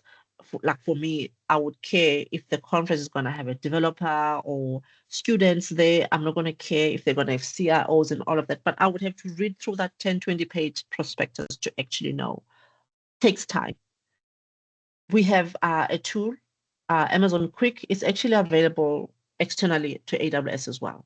So what I did, I just uploaded that prospectus onto there and I chatted with it, asked all these questions that I normally would be wondering.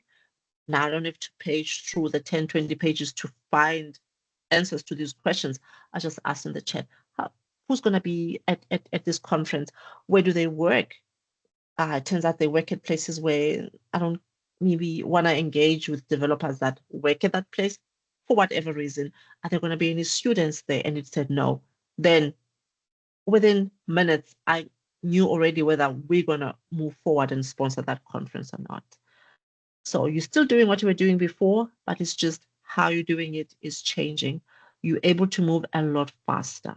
So that's why you're still seeing hiring happening, because people are coming in and they're going to use AI to still do the work, but it's just how they're doing it. They're moving a lot faster than they were doing before.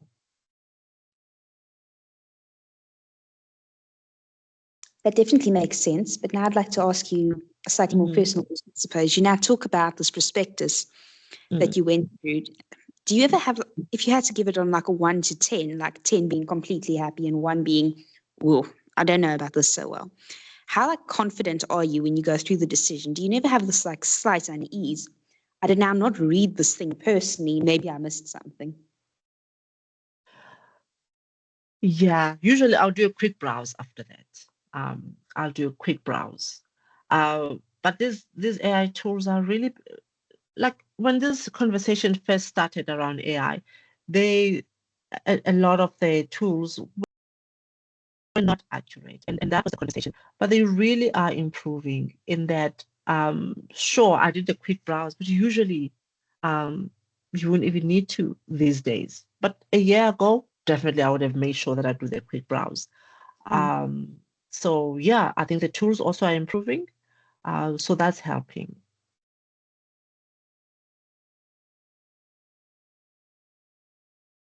Yeah, okay. That definitely makes sense. Yeah. Okay.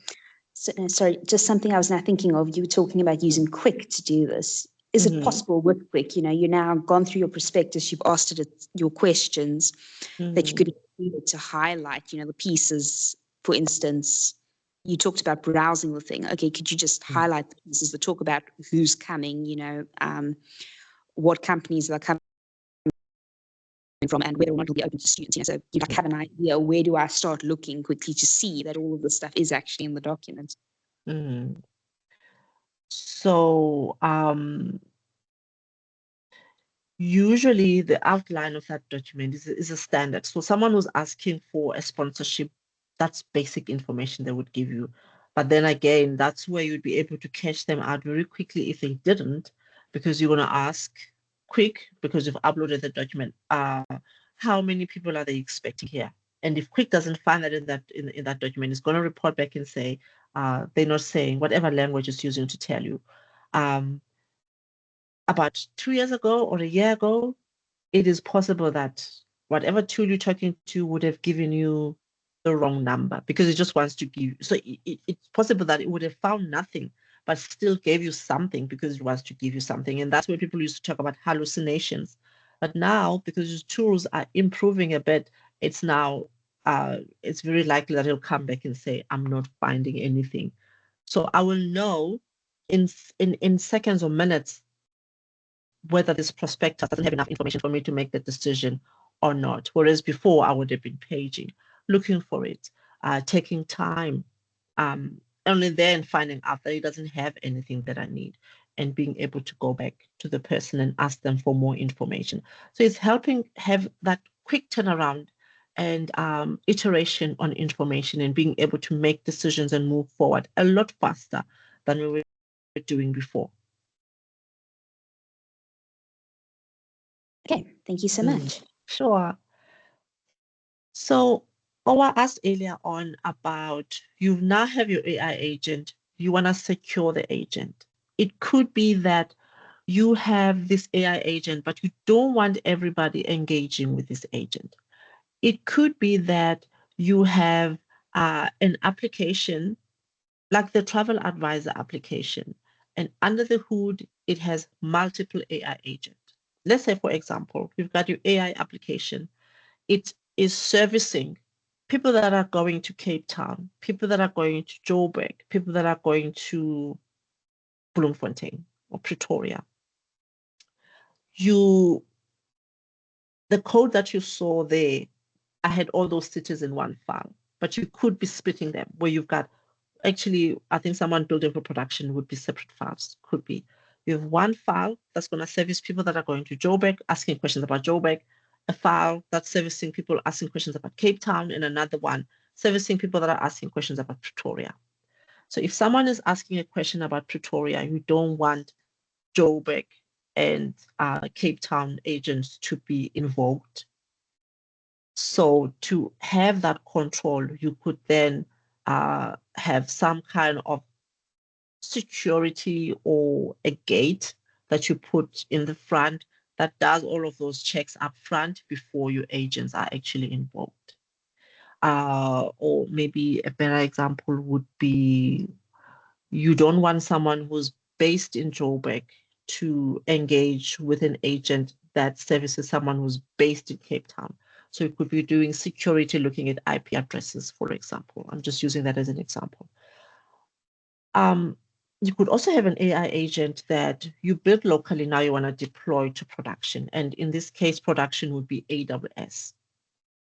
You could have an AI agent that you want to define policies of this agent. And this again, policy will be authorizing who actually gets to talk to this agent or not. You could have this AI agent, and you want to be able to do monitoring, as in observability about this agent, who's actually interacting with this agent. If there are any errors, you want to be able to debug them. For a long time, it was not possible to be able to do all of this. And then last year, or maybe earlier this year, last year, we launched on AWS. I'm going to go through this one very quickly, but I've got a tutorial that you'll be able to actually see all of this. I will share with you, Previn, all of these URLs, then you can just share with everybody afterwards. So we then launched, and this is starting to be the conversation out there. It's like, oh, we've been building locally for a while. We want to now take these things to production.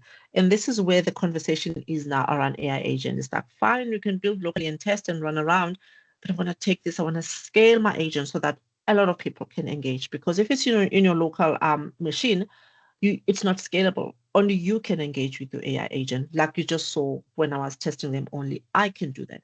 But now I want my agent to be available for a lot more people to engage with it.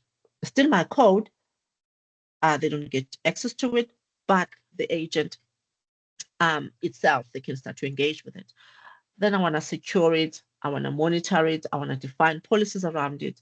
I want to give it a container runtime for it to run.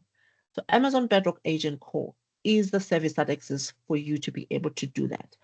You can use Amazon Bedrock Agent Core. It has capabilities that let you build, deploy, and operate production-grade agents securely and scalably using any framework and model. So you still build it using Strength Agent or LangGraph, whatever else you want to do, but you then do the deployment using Amazon Bedrock Agent Core. Strength Agent or LangGraph itself will not have, you won't be able to do deployment using them. You need something else to be able to do that. It has a couple of capabilities, and you don't have to use all the capabilities together. You pick the capability that you actually want. Like I use the runtime capability a lot. I use this for deploying my AI agent. You could use identity to secure it. I want to show you quickly what it looks like, what your file looks like when you are preparing for a deployment. So different capabilities that you can use. I've already talked about them. Now, what does it look like when you now want to use the runtime, for example, capability to deploy your AI agent onto production? Remember, this is an AI agent that you've built locally, and now we want to deploy it into your AWS account. Before we run out of time, we can scroll through this quickly, but the tutorial that I have, you'll be able to actually step through that yourself. So I said you're using Agent Core, it's in your AWS account, but how do you locally talk to Agent Core to say, hey, I'm bringing my agent, I'm going to deploy it there by you. So your file, what it looks like, would be exactly what you saw. So the file that we looked at earlier on with agent with tools, it's that. And now you're just doing a few modifications so that you can locally deploy onto Agent Core. So there's an additional import that you do, will be the Bedrock Agent Core app. You can only do this because you've done a pip install of Bedrock Agent Core. So earlier on, we're doing pip install just of Strength agents, but now you would do an additional pip install Bedrock agent module, and that then allows you to now do the import of Bedrock Agent Core. So you have that, and you're just assigning, and the only thing that's different then in your file that allows you to then deploy is this decorator. Up until now, we've been talking about the add tool decorator. Now you would have an additional decorator. It's the add app because you did the import of Bedrock Agent Core earlier on, and now this is all you do is the add app.entry point, and this actually allows you to then take this agent that you've been building here and deploy that in your AWS.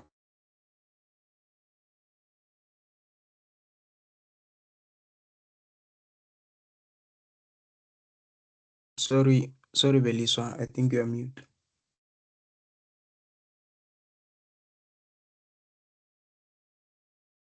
Have I been on mute this entire time? No. I think it's just the last two sentences. Oh, okay.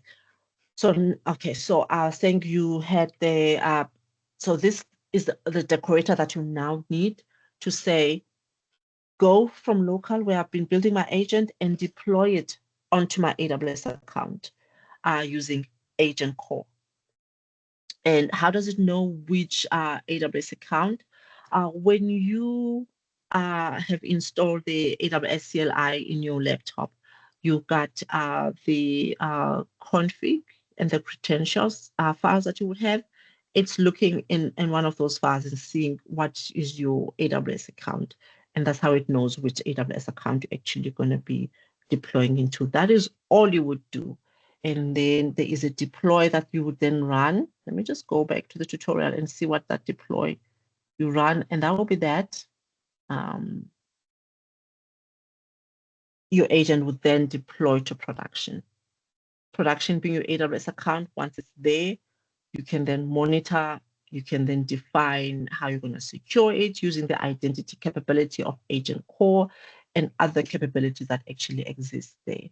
So this is the tutorial that I'm going to share with all of you. If you step through all this tutorial that I think the last event that we had was actually stepping through all of this, where people actually got to now deploy their agent onto production using production being your AWS account using Bedrock Agent Core. So I will share the link to this tutorial as well that I wrote, and you can actually follow it and you'll be able to build an AI agent and deploy it onto your AWS account if you have one. If not, you can actually open yourself an AWS account because now we've got the free plan that gives you AWS credits and you won't be charged for anything for the first 6 months. And to kick it to where you now charged, it depends on you to say you do want to upgrade. So that risk of being charged has fallen away. And Sisvi, do you know that you're not sharing your screen? am I not sharing my screen? No. Okay. Let me share. Oh, because I didn't, after I found so sorry about that, guys. After I found the file, I didn't come back.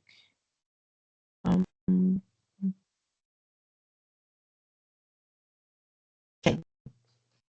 So earlier on, I was just talking about the different capabilities of Agent Core, and I was just reading through those. But I've already talked about them. Let me actually shouldn't have shared this. Let me share the file, the Python file. I know we're out of time. Just going to scroll through that quickly, and then I'm going to be done. Okay. I just want to show you this before we stop. I was saying earlier on how does Agent Core know to take this AI agent that you build locally and deploy it in your AWS account. And I was just showing you how your file, you are seeing the file now, right? A Python file. Yes, we are. Previn, you are, okay. Yes, we are. Okay, so the only thing that's different, so we saw earlier on, we did the simple agent and then we did the agent with tools. This file that we're looking at is the one that takes that AI agent and is deploying it into AWS. So the only difference that you have, this file looks very much like the ones we've been looking at already before. The only difference is we importing Bedrock Agent Core app as well. You're able to do that because you've done a pip install of Bedrock Agent module as well. So once you done the building and the testing locally and you decide, oh, now I'm going to start deploying my agents to production, you then would do a pip install of Bedrock Agent Core as well, so that you can now also do the import. It's the only difference. And then you saw earlier on, we had the Edge tool decorator. For the deployment, you need a different at decorator would be the at app .entry point. And this is the one that then with this, you're just saying, take the agent that I have and deploy it onto my AWS account.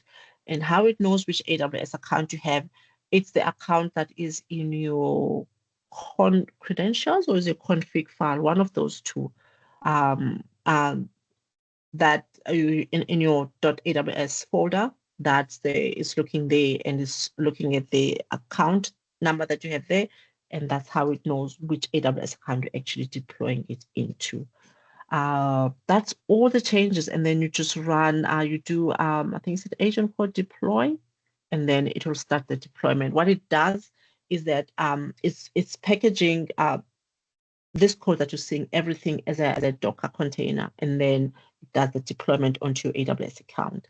And then you'll be able to test it and run it. Now your agent would be in production. You can start to secure it. You can start to do observability on it.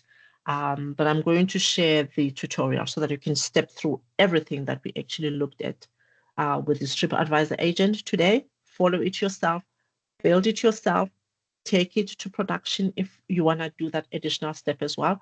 But I think you actually engaging with it is definitely going to make it really drive the entire point home for you. I'm going to stop here, Praveen, because I know we're out of time, but I'm going to share all these URLs with everyone so that they can step through the tutorial as well in their own time if they want to do that.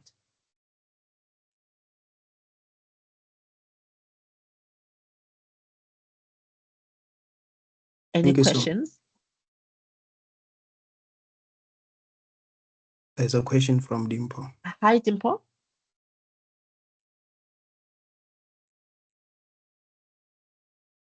Hi, Dimple. Can you please just unmute your mic?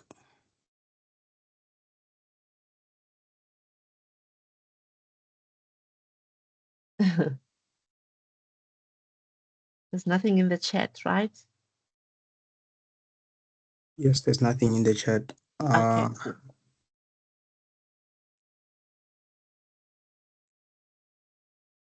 Is there any other question, guys?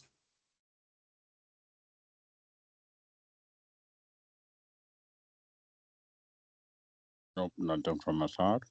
Mm-hmm. Okay. I hope this was useful. If nothing else, I hope it's made you curious about AI agents.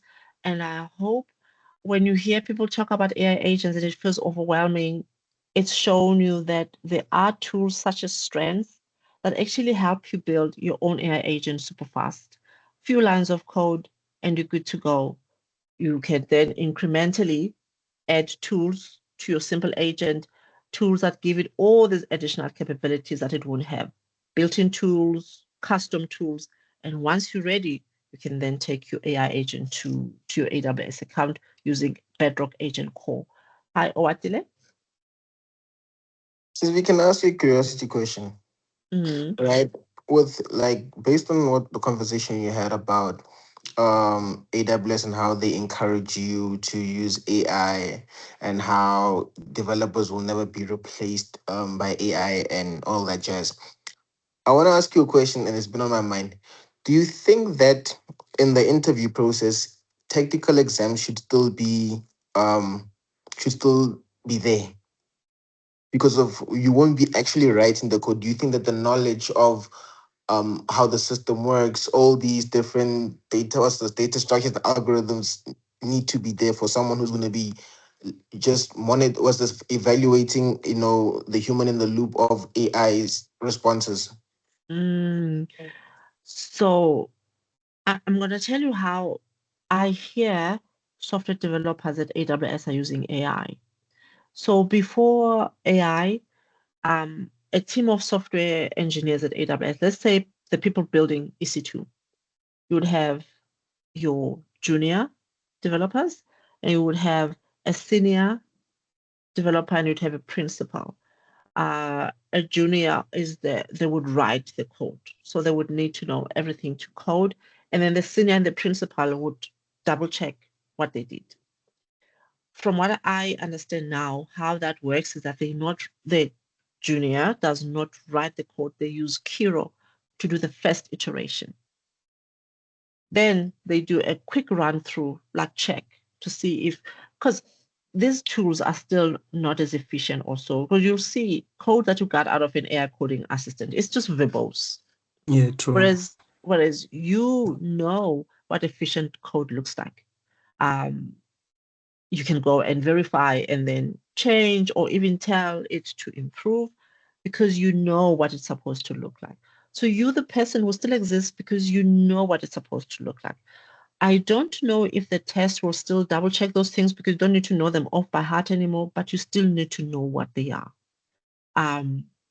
So it might be that the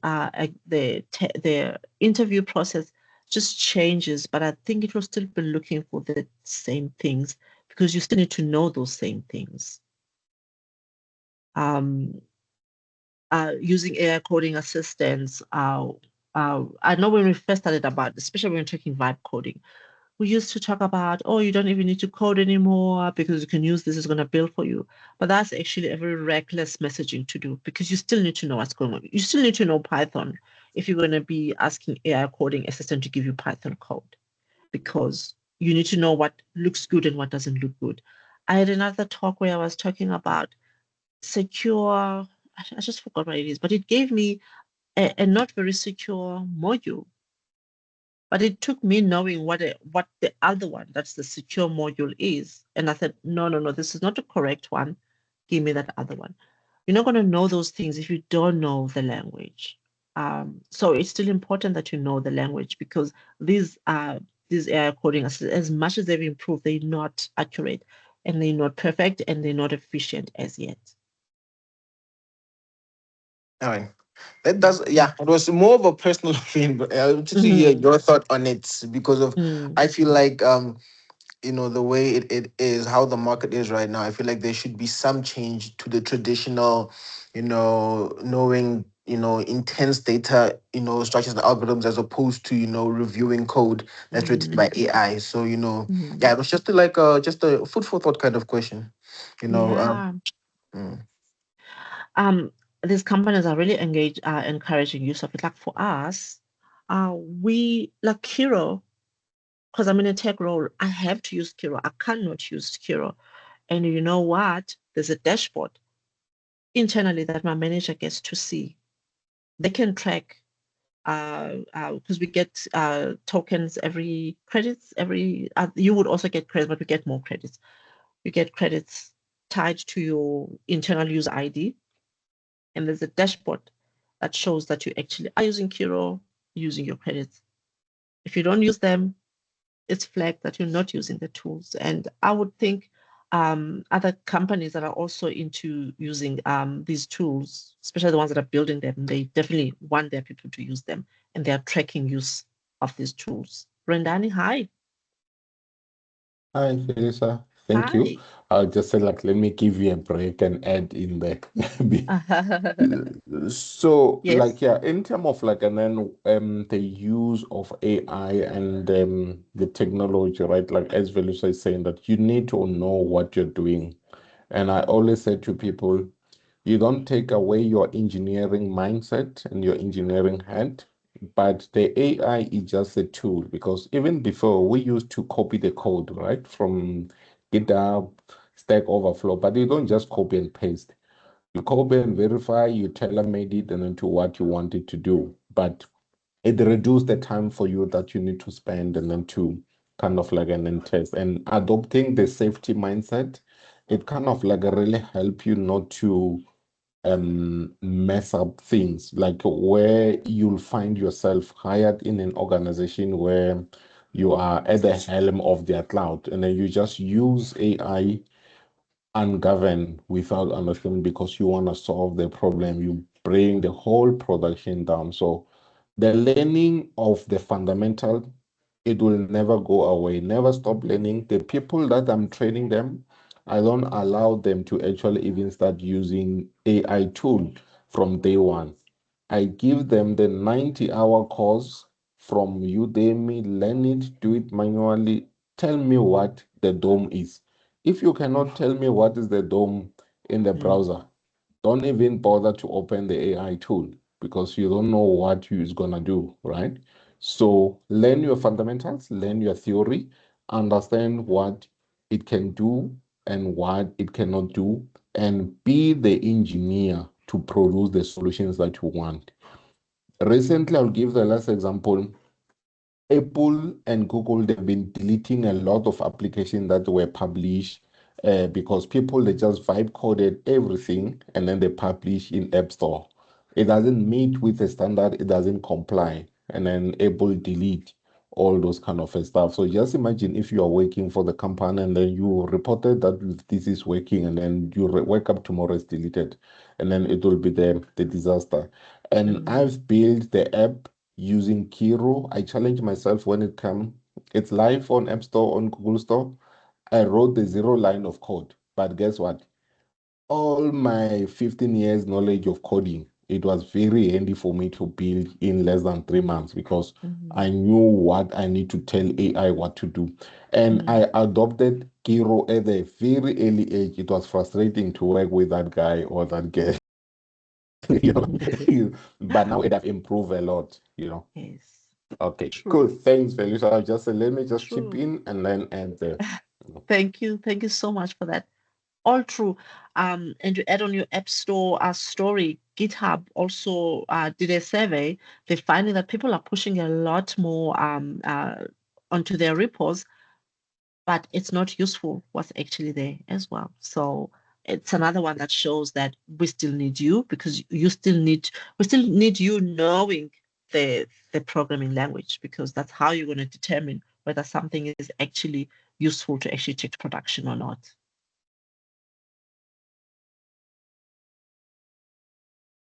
Previn, I think we're going to hand back to you because I know time. We out of time. Yeah. I'm not sure if there are no more questions.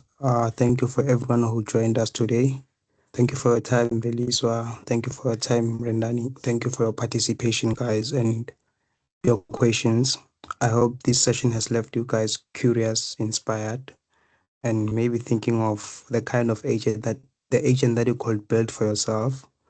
I'm already thinking, what can I build with this? Maybe a mini app, and like vibe code it, put it out there that this is my agentic app. So yeah, thank you so much, guys. Have a great evening, everyone, and I hope I'm going to see you guys at the student community day. Thank Yeah, you. before Thank you, you Previn. go for this one, you said you're going to share some links with us. Can you hear me? Yes, I Yes, can we hear can you. hear you definitely, Precious. If you Yeah, are, oh yeah. There's if so So that's many why you you're saying people you're hiding. sharing some links with us. Yeah, there's so many people Are you going to hiding. share it in the Who chat? else is on this call? Now I want to send them. Previn, how are you gonna do? Can you access everybody who signed up, who's here today, or should I share yes, them in the chat? Yeah, you can yes, send them in the if chat. possible, Okay, but I doubt. Please try that. If not possible, I'll try to share them to the meetup. I have a list of email of everyone who's in this session today. So okay, I'll okay. yeah, I'll try to email you guys. Let me do. I think the biggest one that maybe Precious probably care about is the tutorial. And then because the oh, it says I can't send messages because I'm not a member of the chat, so I can't paste things in the chat. But Previn, you know the best way to get it to everybody. Then I just send all the links to you. Yeah, please do that. I can send Okay, the messages, but if they are files, it's gonna be a problem. it's just URLs. Okay, no, please send them to me now, and then I can just Okay, paste them in the chat. okay. Let me send. I'm sending it in. I'm gonna send in your LinkedIn. Quick, is that fine? Before people That's drop fine. off. Yes. Okay. Okay, I'm sending the first one. I think that's the most urgent one for people is the tutorial that I talked about. Because with the tutorial, you'll be able to the travel agent that I was walking everybody through, all of it is there. You can walk through that and build your own. I've sent the tutorial, that's the first one. And the other link I wanted to share is the Strands Agents documentation, because with that, you can actually find code snippets, learn more about Strands and how it helps you build your AI agents. And the last link I'm going to share is the Amazon Bedrock documentation. It's in the tutorial at the bottom. So I think we can leave it there. It's those two.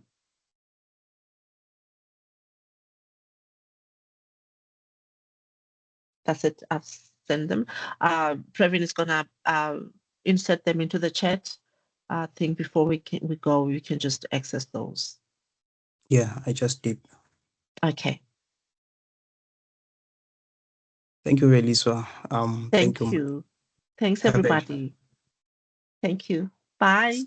Cheers. Thanks, everyone. Bye. Thank you. Bye. Everyone, bye. Thanks, Eliswa. Bye-bye. Bye. Thank you. Bye. Thank you, Ba.